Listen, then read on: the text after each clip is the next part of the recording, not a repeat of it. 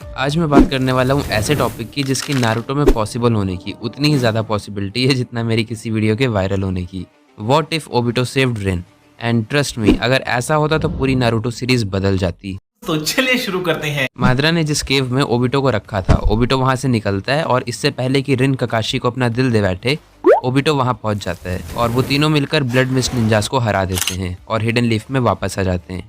क्योंकि अब रिन जिंदा है तो जिस वजह से ओबिटो और ककाशी की मांगेक्यू शारिंगान अवेकन हुई थी, अब वो भी नहीं होगी। हाँ, आगे चल के किसी और रीजन की वजह से हो सकती है, बट रिन की डेथ इसका रीजन नहीं होगी। और क्योंकि अब रिन के अंदर 3 टेल्स है जिसे मिनाटो प्रोबेबली अच्छे से सील कर देगा अपने किसी सीलिंग जुत्सु से, तो रिन की भी जान को कोई खतरा नहीं है। मतलब अब हिडन लीफ के पास 2 टेल्ड बीस्ट हैं, जिससे जो हिडन लीफ है उस पर पॉलिटिकल प्रेशर बनेगा और जो मिस्ट विलेज है वो डिमांड करेगा कि 3 टेल्स को उनके पास वापस कर दिया जाए पीस मेंटेन करने के लिए।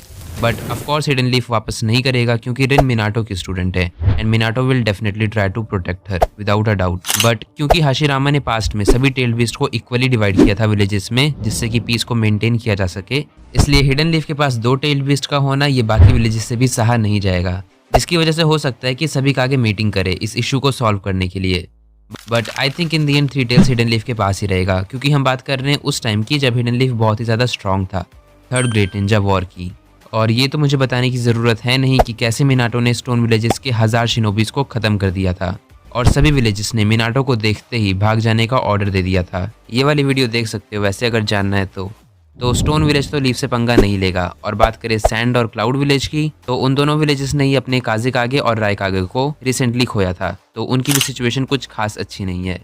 हाँ, तो इन सब रीजंस की वजह से जो 3 टेल्स है वो हिडन लीफ के पास ही रहेगा और कुछ टर्म्स एंड कंडीशंस पर मिस्ट विलेज को भी एग्री करना ही पड़ेगा। इससे ये होगा कि जो मिस्ट विलेज है उसका जो मिजुकागे था, जो कि पहले 3 टेल्स का जिंचुरी की था, अब वो 3 टेल्स का जिंचुरी की नहीं होगा। और क्योंकि ओबिटो अब माद्रा के प्लान का पार्ट नहीं है, तो ओबिटो कभी भी किसामे से नहीं मिलेगा और किसामे कभी भी अकात्सुकी को ज्वाइन नहीं करेगा। और ओरिजिनल माद्रा उसका क्या होगा? तो जो ओरिजिनल माद्रा है जो कि उस केव में छुपा हुआ था, उसके सभी प्लान्स को ओबिटो मिनाटो को बता देगा और हिडन लीफ प्रोबेबली माद्रा को बैटल में हरा देगा। क्योंकि ये बताने की जरूरत नहीं है कि उस टाइम पर माद्रा कितना ज़्यादा वीक हो चुका था, मतलब वो ऑलरेडी मरने की हालत में था ही। वो सिर्फ इसलिए जिंदा था क्योंकि जो गैडो स्टैचू थी वो उसको न्यूट्रिएंट्स दे रही थी।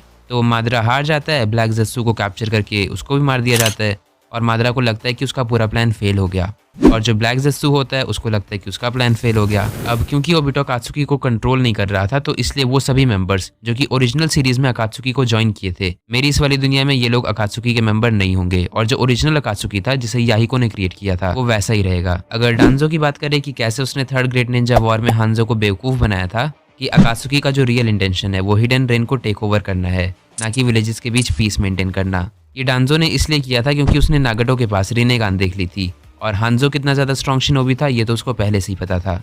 इसलिए अकात्सुकी और हांजो को आपस में लड़वाकर वो हिडन लीफ को प्रोटेक्ट करने की कोशिश कर रहा था। आई थिंक यही था उसका इंटेंशन। बट क्योंकि अब हिडन लीफ ऑलरेडी इतना ज़्यादा स्ट्रॉन्ग है, क्योंकि उसके पास 2 टेल बीस्ट हैं, तो शायद वो ऐसा नहीं करेगा और इसकी वजह से याहिको की डेथ भी नहीं होगी।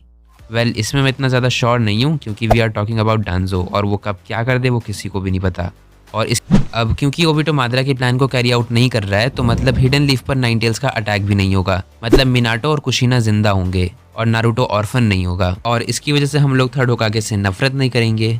बात करें उचिहा क्लैन कॉन्फ्लिक्ट की, तो जो फुगाकू ने कूडेटा प्लान किया था तो वो भी नहीं होगा, क्योंकि आई एम श्योर मिनाटो इस कॉन्फ्लिक्ट को ईजिली हैंडल कर लेगा अनलाइक 3rd होकागे। अब इसकी वजह से जो इटाची है वो क्लैन को एनाइलेट नहीं करेगा और कभी भी एक रोग निंजा नहीं बनेगा।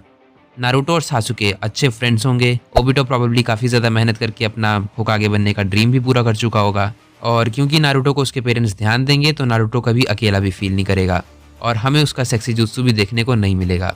और साकुरा, उसका क्या? तो उसका तुम लोग मुझे कमेंट्स में बताओ कि वो अभी भी ट्रैश होगी या फिर नहीं। गलती से मैंने कुछ मिस कर दिया हो तो कमेंट्स में बता सकते हो और अगर वीडियो अच्छी लगी है तो सब्सक्राइब भी कर सकते हो।